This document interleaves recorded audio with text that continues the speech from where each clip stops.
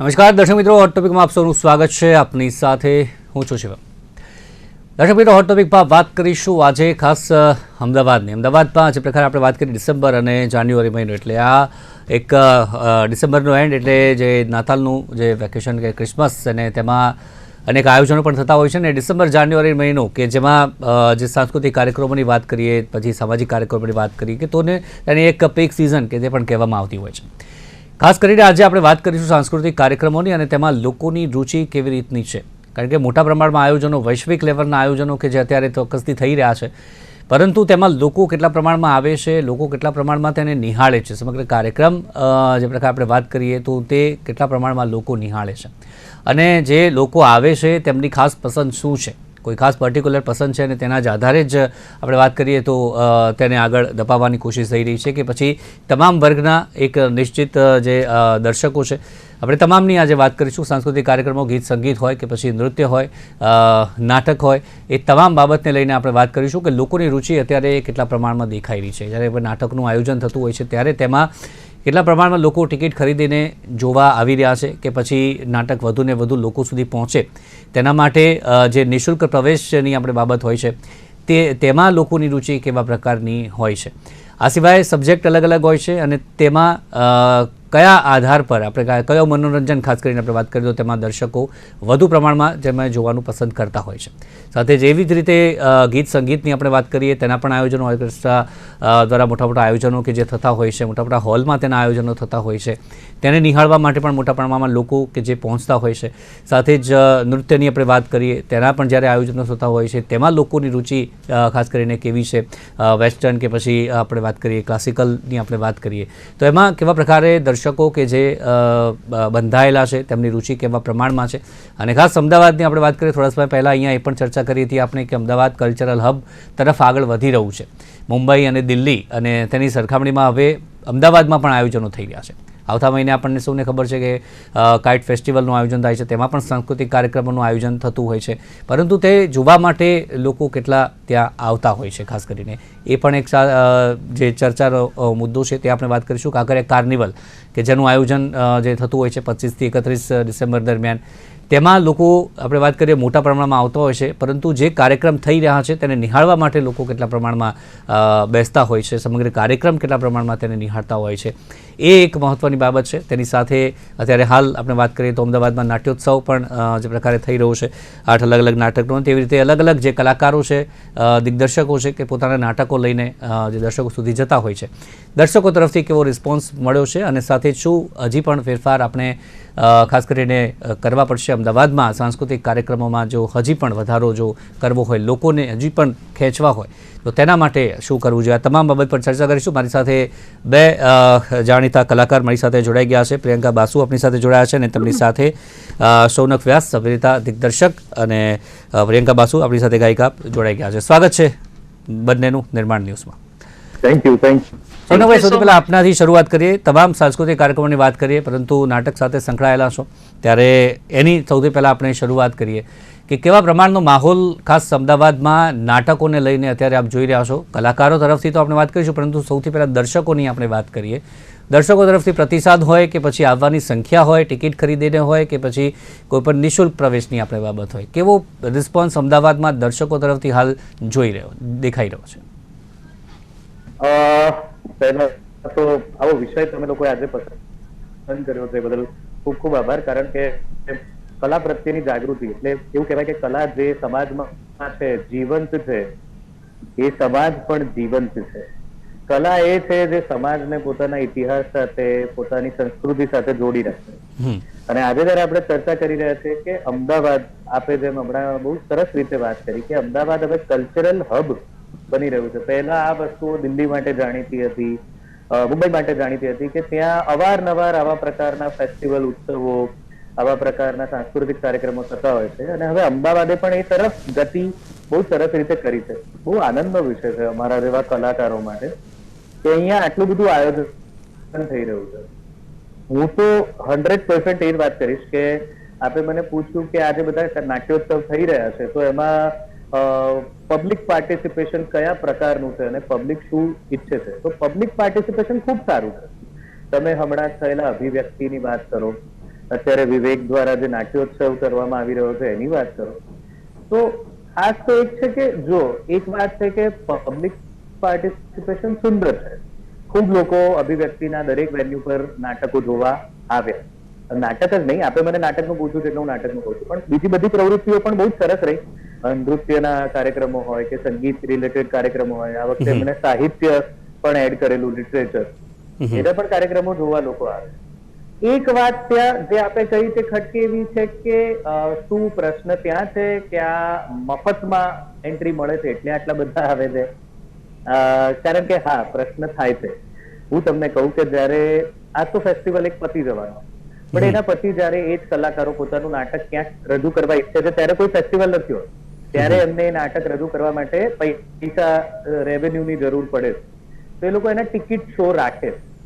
તો હવે એ ટિકિટ શોમાં પણ આટલો જ પ્રતિસાદ મળશે એવું જો એ લોકો ધારી લે કે ભાઈ અમે જયારે પહેલી વાર નાટક અભિવ્યક્તિ કે કોઈ એવા નિઃશુલ્ક નાટ્યોત્સવમાં ભજવેલું, ભલે એ નાટ્યોત્સવ તરફથી અમને પૈસા મળ્યા, પણ ત્યારે તો 1000 લોકો બેઠેલા, 1500. તો આ વખતે 200 લોકો તો આવશે. પણ આયરની એ જ છે હજુ પણ કે જયારે તમે ટિકિટ રાખો છો ને ત્યારે ઘણીવાર એ પરિસ્થિતિ બિલકુલ બદલાઈ જતી હોય છે. તો એ એક વસ્તુ તો ખરી જ કે ભલે થોડું તો થોડું, પણ એક ટોકન અમાઉન્ટ લઈને પણ જો પબ્લિક આવી કળાને જોવા આવે તો એ બહુ સારું એટલે છે, કારણ કે એમને કળાની કિંમત સમજે. જે વસ્તુ તમને મફતમાં મળે છે મોટા ભાગે તમે એની કિંમત નથી સમજતા, પણ જે વસ્તુના, જેમ કે કોઈ એક કોન્સર્ટ આવે છે, અહીંયા સંગીતની વાત કરો તો એ કોન્સર્ટ માટે બહુ મોટી ટિકિટ ખર્ચીને લોકો જાય છે, અને that is what is making this concert big concert. કે 5000 ની ટિકિટ છે, 15000 ની ટિકિટ છે, તો એ એટલો મોટો કોન્સર્ટ, જેટલી મોટી એની ટિકિટ, પણ અહીંયા મફતમાં થાય. તો બેઝિકલી વાત એ થાય છે કે ઉત્સવની ચર્ચા બહુ થાય છે, પ્રસ્તુતિઓની પણ ચર્ચા થાય છે જ્યાં સુધી એ ભજવાય, પણ એના પછી જયારે પ્રસ્તુતિ કોઈ પણ કળા કે નાટક એ ત્યારે સર્વાઈવ થશે જયારે રિપીટ મોડમાં ભજવાયા કરશે. તકલીફ ત્યાં જ છે. તમે નોંધજો, આટલા વખતથી જે નાટકો આવી નિઃશુલ્ક વસ્તુઓમાં પ્રસ્તુત થયા છે, એ નાટકોના પછી કેટલા શોઝ થયા એ નોંધજો. બહુ ઓછા. જી. કારણ માત્ર એટલું છે કે બજેટ મળી ગઈ, મફતમાં નાટક થઈ ગયું, પણ જયારે એ જગ્યાના પૈસા ચૂકવીને એ જ કલાકારોને પેમેન્ટ વધારે ફરીથી, કારણ કે તમે એક સારું પેમેન્ટ આપ્યું હશે તમને જયારે પૈસા મળે, એ પેમેન્ટને જાળવી રાખવા માટે તમને ઓડિયન્સની જરૂર છે જે ટિકિટ ખર્ચીને આવે. પણ ઓડિયન્સ તો એમ છે, હવે પેલું જે ગણતરી અમુક ફિલ્મો માટે થઈ ગઈ છે ને કે અત્યારે ભલે થિયેટરમાં કોણ પૈસા ખર્ચી છે, ઓટીટી પર આવશે ત્યારે જોઈ લો. તો એવું છે કે એ વખતે એ બધા માટે ફરવાનો, બેઝિકલી મને એવું છે કે કલા કરતા સારી વાત છે, આમાં બિલકુલ હું નેગેટિવ નથી થઈ રહ્યો, સારી વાત છે કે આટલા બધા લોકો નાટક જોઈ શકે છે એ બાને, જે લોકો ક્યારેય ક્યાંય દેખાતા નથી, અને મોટા ભાગના યુવા વર્ગના લોકો, તો બહુ આનંદની વાત. પણ સાથે એમની આદત પાડવી જરૂરી છે કે આ કળા ખૂબ ખર્ચાળ છે, આમાં પૈસા જોઈએ છે કલાકારોને સર્વાઈવ થવા માટે. તો પ્લીઝ તમે પૈસા ખર્ચીને પણ આને ફરી જોવા જાઓ ને, કેમ નથી જતા? જી. તો એ એક મોટો પ્રશ્ન આવા ઉત્સવોમાં થઈ જાય. ચોક્કસથી ઘણી બધી રાખવા મારા મતે બહુ જરૂરી છે. ચોક્કસથી એ બાબત, અને સાથે જ પ્રિયંકાજી આપ શું કહેશો, જે ગીત સંગીતના કાર્યક્રમ આપણે વાત કરીએ તેમાં પણ જે આયોજનો અત્યારે વધુ પ્રમાણમાં ખાસ કરીને થઈ રહ્યા છે, તેમાં દર્શકોનો પ્રતિસાદ કેવો હોય છે, અને શું દર્શકો માગતા હોય છે, એમાં પણ દર્शकों કંઈક ખાસ पसंद હોય છે ત્યારે?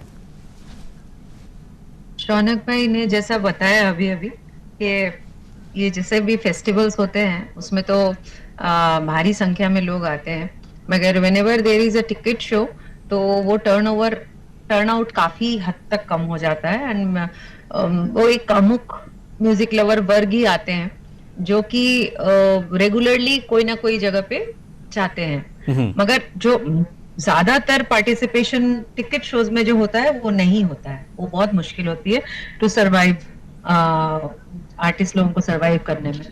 तो ये एक प्रॉब्लम तो है ही, और जो काफी सालों से देख रहे हैं.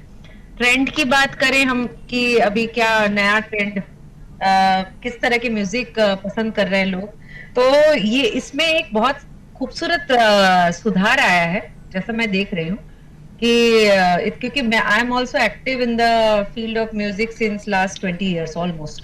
सो अहमदाबाद में तो जो मैं देख रही हूँ कि लोग और नए generation, new generation is turning towards traditional music.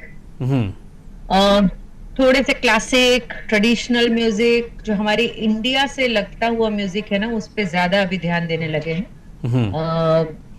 वो बहुत अच्छी चेंज है. That's a very good change which is coming up right now. जैसे कि इंडियन इंस्ट्रूमेंट्स, सितार, शहनाई, फ्लूट, हारमोनियम, तबला, जो अनप्लग्ड इंस्ट्रूमेंट्स बोलते हैं ना, उसके प्रति एक नेचुरल लगाव हो गया है न्यू जनरेशन को. हम देख सकते हैं नवरात्रि में भी जो क्या बोलते हैं, शहनाई और ढोल को लेकर जो पूरी पूरी रात चलती है, मंडली गरबा की जो पॉपुलैरिटी है, वो आपको ये पूरा संकेत देता है कि न्यू जनरेशन का रुझान जो है वो वेस्टर्न इंस्ट्रूमेंट से निकलकर धीरे धीरे फिर से जो हमारी पुरानी संस्कृति है उस तरफ जा रही है. That's a very good change, it's very welcoming change. वो बात कभी कभी उसमें ये सवाल भी आता है कि नवरात्रि के 9 दिन ही उनको वो पसंद आता है, उसके अलावा वो ज्यादातर नहीं सुनना पसंद करते. ये बात भी एक सामने आती है, तो उसके बारे में आपके क्या कहना है? सकती है, मगर दैट्स, मैंने वही बोला, that's a welcome change, like welcoming change. हो सकता है कि वो चीज धीरे धीरे करके पूरी सोसाइटी में धीरे धीरे सीप इन हो, और वो उससे क्या होगा, ज्यादा से ज्यादा जो रूटेड कलाकार है ना, देसी रूटेड कलाकार, जो जिन्होंने इंडियन क्लासिकल को प्राधान्य दिया है हमेशा से, अदर देन वेस्टर्न इंस्ट्रूमेंट्स, उन लोगों को काफी हद तक काम मिलेगा, रोजगार मिलेगा. तो that's a very good change. और नहीं, ये जो आपने बताया कि वाई ओनली फॉर 9 days, नहीं, मुझे तो दिख रहा है जैसे अभी पैकॉन आए थे, उनका अभी कॉन्सर्ट हुआ, तो उनके ना 2 प्रोग्राम्स हैं. There is one programme which is completely Bollywood, another program which he conducts with गजल नुमा करते हैं, इंडियन कल्चर को लेकर करते हैं. सो जो नॉट ओनली गजल, इंडियन कल्चर को लेके, तो गजल तो उर्दू हो गया, मगर इंडियनाइज्ड जो क्लासिकल की तरफ रुझान रख के पूरा प्रोग्राम चलाना, उसमें भी न्यू जनरेशन का बहुत अच्छा पार्टिसिपेशन रहता है. People are crazy. तो वो एक बहुत अच्छा चेंज है. मुझे लगता है कि जनरेशन चेंज हो रहा है. एक जो 80s 90s या 2000 का दौर था, उसमें वेस्टर्न इंस्ट्रूमेंट का बहुत ज्यादा वर्चस्व था, वो धीरे धीरे कम हो रहा है. वो that is a good change, मैं ये कह सकती हूँ. જી શૌનકભાઈ, જે નવીનતાની આપણે વાત કરીએ તો અત્યારની જનરેશન કંઈક નવું માગતી હોય છે. જે ગીત સંગીતની આપણે વાત કરીએ, નૃત્યની આપણે વાત કરીએ, તેની પણ, કારણ કે આ તમામ આર્ટ સાથે તમે પણ આમાં સંકળાયેલા છો. સંગીત હોય કે પછી ગાયન ક્ષેત્રે પણ હોય, એમાં પણ આપ સંકળાયેલા છો. અત્યારની જનરેશન શું નવું માંગે છે, તેમાં નાટકોની પણ વાત કરીએ કે એમાં પણ શું નવું આગામી સમયમાં કરવું પડશે કે જેથી વધુ ને વધુ યુવાઓ કે જે કોઈ પણ નાટક હોય તો એને વધુ જોવા આવે. કારણ કે હમણાં જે 6 and the Cities નટરાણી ખાતે એક ફેસ્ટિવલ હમણાં જે નાટકોનો થયો, તેમાં રાષ્ટ્રીય લેવલથી ઘણા બધા જે નાટ્યકારો છે તે પોતાના નાટકો લઈને આવ્યા, ને ત્યાં પણ મેં જોયું કે દર્શકો ઘણા બધા એવા હતા કે જે નાટકના બેકગ્રાઉન્ડ સાથે નહોતા, પરંતુ એ જોવા આવતા હતા. મોટા પ્રમાણમાં ત્યાં લોકો ત્યાં નટરાણીમાં જોવા મળ્યા. એટલે એ શું નવીન કરવું પડશે અહીંયા? મને એવું લાગે છે કે જે તમે પહેલા તો નવીનની વાત કરી અને જે પ્રિયંકાજીએ પણ વાત કરી, અને એ બહુ સરસ વાત છે કે અત્યારે ગીતો બી બની રહ્યા છે, રિમિક્સ નહીં પણ રીમેક્સ બની રહ્યા છે મોટા ગીતોના. જેમ કે હમણાં એક વિવાદ છે ધુરંધરના ગીત માટે, ના તો કારવા કી તલાશ છે, ના હમસફર કી તલાશ છે, અને ગીત બહુ સુંદર બન્યું. એવું નથી કે અત્યારના ગીતને બગાડી નાખ્યું, જૂના ગીત બહુ સુંદર ગીત બન્યું. પણ મજાની વાત એ છે કે એ શબ્દો, એ ભાવ, એ બધું જે એ વખતે થયેલું, એ બધું ઠહેરાવથી કરવામાં આવેલું, અને બહુ એવા લોકોએ કરેલું કે જે લાઈફની ફિલોસોફીને કે સંગીતને કે કળાને બહુ ડીપમાં, બહુ જ ગહનતાથી લેતા હતા, અને એટલે એ વસ્તુ આજે પણ સરસ લાગે છે. તો અત્યારની ઓડિયન્સ જે છે ને, તમે જોશો તો એક હવે અપ્રોચ નીકળ્યો છે ફ્યુઝનનો. ફ્યુઝન, જે પણ વસ્તુમાં તમે એક ફ્યુઝન કરો ને, તો એ વસ્તુ લોકોને ખૂબ ગમતી હોય. અને મજાની વાત એ છે કે જે એમણે વાત કરી પ્રિયંકાજીએ, કે નવા આર્ટિસ્ટ છે કે અમારા જેવા આર્ટિસ્ટ એ પણ હવે એવી કોશિશ કરે છે કે ઓથેન્ટિસિટીને, રૂટ્સને પકડી રાખીને સાથે એમાં નવું શું આવી શકે, એમાં નવી કઈ વેવ આવી શકે, કેવી રીતે થઈ શકે. આપણે નટરાણીના ફેસ્ટિવલની વાત કરી, જ્યાં એવા લોકો પણ આવે છે કે જે સેમ અભિવ્યક્તિ સાથે પણ થાય છે કે જે લોકો નાટક જોવા ટેવાયેલા નથી અથવા તો ફર્સ્ટ ટાઈમર્સ છે કે જે લોકોનો નાટક સાથેનો જે મુલાકાત છે એ પહેલી વાર થઈ રહી છે અને એમને ગમે. તો એ કેવી રીતે થાય છે? તો મને એવું લાગે છે કે ધીરે ધીરે કરી અને એક જેને કહેવાય ને કે દરેકનું એક ઇવેન્ટ કેલેન્ડર કે એક એવું એક કેલેન્ડર છે દરેક વ્યક્તિનું કે મારે આ વસ્તુ જોવા જવી છે અથવા તો બહાર જવું.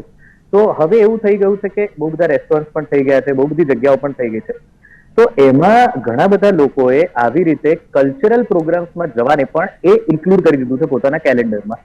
તો જે આ લુકિંગ ફોર ઇટ કે આ વખતે કયો કલ્ચર, જેમ પાપોનની વાત કરી, લકી અલીનો આવે છે, સોનુ નિગમ, તો એમણે એ લોકો રાહ જોઈ રહ્યા છે કે કોના કોન્સર્ટ આવે છે, આપણે કેવી રીતે જઈ શકીએ. બીજી એક વાત થઈ એ કે માર્કેટિંગ અને પીઆર એટલું સ્ટ્રોંગ થઈ ગયું છે, એટલું સરસ થઈ ગયું છે કે તમે જેને કીધું કે નવા લોકો આવે છે, હવે હાવ એમને કેવી રીતે ખબર પડી કે નટરાણીમાં આવું કંઈક થઈ રહ્યું છે? તો social media is playing a vital role કે એની અંદર એવી રીતે વસ્તુ પહેલા લોકો પાસે જાણવાના માધ્યમો જોતા હતા કે ન્યૂઝપેપર કે હોર્ડિંગ અથવા તો ક્યાંક ન્યૂઝની અંદર કે એમ કંઈક આવે તો. બાકી હવે સોશિયલ મીડિયા બહુ સરસ થઈ ગયું છે. કેટલાય એવા પેજીસ છે કે જે રેગ્યુલરલી ઇવેન્ટ અપડેટ આપે છે કે આવી ઇવેન્ટ આવી રહી છે, આવી ઇવેન્ટ આવી રહી છે અને this is how you can go. તમે આ રીતે તમારા પૈસા બચાવી શકો અને જઈ શકો. તો એ બધી વસ્તુઓ બહુ એ થઈ રહી છે અને એના લીધે લોકો એને વધારે સિરિયસલી લેવા માંગે છે. ને રહી વાત એવી વસ્તુઓ લોકોને ગમે છે, તો મને એવું લાગે છે કે લોકોને બહુ જ રિલેટેબલ, જેને કહેવાય કે અત્યારની કનેક્ટ, લોકોને કનેક્ટ જોઈએ. થોડીક આડી વાત કરું છું પણ હમણાં એક લાલો जी मुझे यहाँ पे एक बात याद आई है. अभी आप कह रहे थे कि जीवનમાં એવું ઈચ્છે છે કે जी प्रियंका जी आप શું કહેતા હતા? हाँ, मैं कह रही थी कि you just asked me a question, I mean asked a question कि what new trend you can see, है ना, जो कि तो मुझे यूं लगता है कि बहुत अच्छी अच्छी चीजें तो है ही नए जनरेशन में जो सीप इन हो रही है, लेकिन जो एक चीज मुझे खटकता है वो ये है कि अटेंशन स्पैन बहुत कम हो गया इन लोगों का. For that matter everybody. हाँ, जो अटेंशन स्पैन कम हो गया है, तो पहले जो हम लोग एट लेंथ एक गाना 3 अंतरे का होता था, 4 अंतरे का होता था, तो लोग सुनना पसंद करते थे कि नहीं इसके अगला अंतरा आपने क्यों नहीं गाया, ऐसा पूछते थे कि आपने अगला अंतरा क्यों नहीं गाया, 2 ही अंतरा क्यों गा के छोड़ दिया, 3 अंतरे का गाना है तो सिंग द थर्ड अंतरा ऑल्सो. तो वो चीज अब नहीं रहा. अब पीपल वांट क्विक चेंज. तो वो एक नया ट्रेंड जो है ना वो जारी है. So that is the main cause of medleys which is happening right now. तो थोड़ा थोड़ा गा के निकल जाते हैं. तो मुझे as an artist I feel little less satisfied while performing कि यार कौन सा पोर्शन गाया जाए और कौन सा नहीं गाया जाए, वो एक बहुत बड़ा ये होता है. और not only artist, even many audience also feel unsatisfied for that matter. मगर at the same time this is the trend which is right now happening कि लोगों में attention span कम है तो उनको जल्दी जल्दी जितना हो सके चेंज दिया जाए. So ये दोनों तरफ की बात है, अच्छा और बुरा दोनों, क्योंकि कम समय में ज्यादा से ज्यादा सुनने को भी मिलता है लोगों को. वो भी है. तो ये सिलेक्टिव ये થઈ ગયું છે. જી જશોનકભાઈ. But I agree with her completely કે અમને સેટિસ્ફેક્શન નથી થતું. થાય છે એવું કે આ બહુ સુંદર એક તમે ગીતનો માહોલ બનાવ્યો છે અથવા નાટક ચાલે છે. થાય છે શું કે એક પહેલાના નાટકો જે હતા અથવા તો 2 એક્ટના નાટક, જેને પૂર્ણાંકના નાટક કહેવાય, એવા નાટક થતા હતા ને એની મજા છે. કારણ કે હવે એવું છે કે આ પ્લેટફોર્મ પરફોર્મન્સીસ 15 મિનિટનું, 45 મિનિટનું, 1 કલાકનું, तो મને એ મિથની મજા આવે છે. આ જ વસ્તુ છે, અટેન્શન સ્પાન કમ હો ગયા है. પણ તમે વિચાર કરો કે બિંજ વોચમાં તમે એક સાથે 8-10 કલાકનું કન્ટેન્ટ એક બેઠકે જુઓ, એક જ સરખું, રાઈટ, એમાં કોઈ વેરિએશન નથી. એક વેબ સિરીઝ જુઓ તો 8 કલાક બેસીને બિંજ વોચ કરો. ધુરંધર ફિલ્મ જેના અત્યારે તમે વખાણ કરો છો, એ ફિલ્મ 3.5 કલાકની છે જી, અને આટલું કમાય. અને જ્યારે તમે ફિલ્મ લઈને જાઓ છો, અમે પોતે ફિલ્મ મેકર પણ છે, તો બનાવીએ ત્યારે એમ કે છે કે ના ના ના ના 2 કલાકથી વધારે હવે કોઈ જોવાનું જ નથી, 1.5 કલાકની ફિલ્મ બનાવો. પણ સાહેબ 3.5 કલાકની ફિલ્મ કેવી રીતે આટલું કમાય? જેટલી પણ હમણાં ચાલેલી ફિલ્મો છે, they are almost nearer to 3 hours. કેવી રીતે ચાલે? તમે રોજ રાત્રે બેસીને જે વેબ સિરીઝ જુઓ છો, એ વેબ સિરીઝ 8 એપિસોડ હોય, 20 30 મિનિટના, 40 મિનિટના, અને તમે જોઈ ના કેવી રીતે જુઓ? મને એવું લાગે છે કે આ બધી જ વસ્તુ અત્યારે એવા સ્ટેજ પર છે જે બહુ કન્ફ્યુઝિંગ છે. ઓફકોર્સ હું અગ્રી છું પ્રિયંકાજી સાથે કે અમે જ્યારે પણ ગાતા હોઈએ ને ત્યારે સામેથી ઈશારો કરે, જે બી ઓર્ગેનાઇઝર કે જે બી ક્લાયન્ટ હોય, પાર્ટી હોય, કે બદલો ને બદલો ને બદલો ને, ગીત બદલો ને ગીત બદલો ને, એટલે અમારે ગીત બદલવાનું. કારણ કે એમને એ જે અંતરો યાદ છે કે એમાં નાખી લીધું, હવે બીજું બદલો ને બદલો ને, એવું બધું બહુ થતું હોય. પણ મને એવું લાગે છે કે ઇનફેક્ટ આપણે બીજી ડિરેક્શન તરફ જઈ રહ્યા છીએ, જે ડિરેક્શન એવી છે કે લોકો હવે એના પર પણ સેટલ થઈ ગયા છે કે જે મોડ છે એને એવી રીતે સ્વીકારવો. ધારો કે મોડ રીલ્સ નો છે, તો એ રીલ્સની જે અવધિ છે એટલી જ હોવી જોઈએ. પણ જો મોડ વેબ સિરીઝ છે તો હું 8 કલાકની બી જોઈશ, એની 3 સિઝન બી જોઈશ, અને 22 એપિસોડની એક સિઝન હશે ગેમ ઓફ થ્રોન જેવી, તો પણ હું જોઈશ. એટલે આ મોડમાં પણ લોકો છે. એટલે બહુ જ અનપ્રિડિક્ટેબલ છે અત્યારે. ઓડિયન્સને કેચ કરવું, સમજવું અનપ્રિડિક્ટેબલ છે. પણ એક વાત તો છે, ધેટ ઇઝ રિલેટિબિલિટી, કનેક્શન.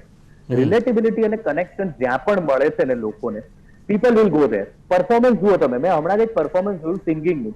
પહેલા ઓર્કેસ્ટ્રામાં પરફોર્મન્સ શું થતું હતું કે બહુ સારા સિંગર્સ, બહુ મોટા મોટા પ્રિયંકાજી જેવા બધા, એ લોકો થોડું ઘણું પરફોર્મ કરે. એ લોકો ડાન્સર નથી કે ડાન્સ કરી અને એમની સાથે ડાન્સર્સ હોતા હતા. એ કલ્ચર પણ આવેલું કે એ પરફોર્મ કરે, એ ગાતા હોય, અને પાછળ એક ડાન્સર્સની ટીમ હોય જે ડાન્સ કરતી હોય એ સોંગને અકોર્ડિંગલી. હવે એક કલ્ચર મેં એવું જોયું કે જેટલા પણ સિંગર્સ છે એ લોકો કોરસમાં જાય અને બધા નાના નાના સ્ટેપ્સ ડાન્સના પરફોર્મ કરી અને દરેક ગીત ગાય, અને ઓલ ધ સોંગ્સ વર મેડલે, બધા જ ગીતો. એટલે દે વર પરફોર્મિંગ અબાઉટ 3 to 4 hours, અને 3 થી 4 કલાકમાં એવરી સિક્વન્સ વોઝ મેડલે. અને એમાં એ લોકો દરેક આખી ટીમ ડાન્સ કરતી હતી અને લોકો જોતા હતા. તો નવું, કંઈક નવું, એ તો ઓડિયન્સની ડિમાન્ડ રહે છે કે આ તો થઈ ગયું, હવે તમે નવું શું લાવો છો, નવું શું લાવો છો, એ તો છે. પણ સાથે સાથે એ પણ છે કે હવે લોકોને એવું પણ થઈ ગયું છે કે આ વસ્તુમાં યુનિકનેસ, જેમ કે તમે અત્યારે ઇન્ડિયન આઇડલ વગેરે શો બી જોશો, તો એમાં જે કન્વેન્શનલ ગીત છે એની અંદર એ લોકો ઘણા બધા ક્લાસિકલના પીસીસ ઉમેરી દે છે, ઘણી હરકતો, ઘણી વસ્તુઓ નવી કરે છે, અને એ લોકોને બહુ ગમે છે. પાછા એના પણ વિડીયોઝ બને છે કે પેલી રંગનાથને જે રીતે ગાયું એ રીતે એ સરગમનું હાય રામાનો વિડીયો, એ બધા ચેલેન્જીસ લઈને કરતા હોય છે, તો એ પણ બને. ચોક્કસથી અંતમાં ઘણી બધી બાબતો છે ચર્ચા કરવા લાયક, પરંતુ સમયનો અભાવ છે. અંતમાં પ્રિયંકાજી, આપના અને સૌનકભાઈ, નાનકડી પ્રતિક્રિયા જો આપવી હોય, જો સમયની સાથે બદલાવ કેવો થઈ રહ્યો છે, ભવિષ્ય કેવું જોઈ રહ્યા છો આપ આ તમામ બાબતમાં, તો 2 લાઇનમાં કહેવું હોય કે પ્રિયંકાજી આપનાથી શરૂઆત કરીએ જલ્દી. 2 लाइन में कहना हो तो मुझे लगता है कि it is a very good thing which is happening right now. Generations is coming back to the Indian roots, and मुझे लगता है कि हमें उन्हें वेलकम करना चाहिए. और जो गवर्नमेंट के इनिशिएटिव्स है कि ज्यादा से ज्यादा आर्टिस्ट को प्लेटफॉर्म मिले और ज्यादा से ज्यादा लोगों को एक्सपोजर मिले to art and culture, that's a very good initiative which is going to really help to Indian culture को इंटैक्ट रखने के लिए और न्यू जनरेशन को मैक्सिमम इंडियन कल्चर का एक्सपोजर देने में this is going to add a very big value. જી સૌનકભાઈ શું કહેશો? બસ પ્રિયંકાજીએ કીધું એ પ્લસ જે પણ કલા છે ને એને સર્વાઈવ થવા માટે બધા ઓડિયન્સના દાદ, તાલીઓ અને એની સાથે સાથે નાણાંની પણ જરૂર હોય છે. તો તમે દરેક આર્ટને, ખાસ કરીને થિયેટર આર્ટને પૈસા ખર્ચીને જુઓ, એને પૈસા આપો, અને કલાકારો બહુ જ મહેનત કરે છે કંઈ પણ કરવા માટે, પછી નૃત્ય હોય, સિંગિંગ હોય કે નાટક હોય, તો એમને માત્ર તાળીઓથી કે વખાણથી એપ્રિશિએટ ન કરો, એમની કલાને વધારે ને વધારે મંચ આપો, પૈસા આપો, જેથી એ કલા વધારે ગ્રો થઈ શકે. પણ અત્યારે સમય બહુ જ સારો છે. વી આર બ્લેસ્ડ કે we are in this time. ચોક્કસથી સમય ખૂબ જ સારો છે અને લોકોનો પ્રતિસાદ પણ એવો જોવા મળી રહ્યો છે. અમદાવાદમાં જે નાટકોની વાત કરી, ગીત સંગીતની આપણે વાત કરી, નાટકોની પણ ખાસ વાત કરીએ તો ન માત્ર ગુજરાતી પરંતુ હમણાં જે નટરાણીમાં જે ફેસ્ટિવલ થયો 6 દિવસનું નાટકનું જે ફેસ્ટિવલ, અને એમાં રાષ્ટ્રીય લેવલથી આપણે વાત કરીએ તો નાટકો આવ્યા અને ઇંગ્લિશ ભાષામાં પણ આવ્યા, અલગ અન્ય ભાષા પણ આવ્યા જેનું ઇંગ્લિશમાં જે સબટાઇટલ પણ મૂકવામાં આવ્યા હતા સ્ક્રીન પર. એ જોવા પણ એક અલગ જ વર્ગ છે આખો, કે એ નાટકો જ પણ જો તેમને ઇંગ્લિશ પ્લેસ પણ જોવા છે. આવા પણ અત્યારે જે વર્ગ છે તે પણ જોવા મળી રહ્યો છે, એટલે કે એક સારી બાબત છે કે અત્યારે વધુને વધુ લોકો હવે નાટકો તરફ જોવા માટે આગળ આવી રહ્યા છે. ગીત સંગીત અને નૃત્ય માટે તો લોકો ક્યાંક ને ક્યાંક જોતા જ હોય છે. વધુ પ્રમાણમાં હજી પણ આવે ને કેવા બદલાવ કરવા જોઈએ તેમાં, એ પણ ચોક્કસથી આપણે મહત્વની બાબત છે, તેના પર આપણે ચર્ચા કરી. ચર્ચામાં જોડાયા શૌનકભાઈ અને પ્રિયંકાજી, બંનેનો આભાર આ ચર્ચામાં જોડાયા તે બદલ. Thank you very much. Thank you so much. Thank you. તો દર્શક મિત્રો, હાલ હોટ ટોપિકમાં બસ આટલું જ. ફરી મળીશું નવા મુદ્દા સાથે. રજા આપશો. નમસ્કાર.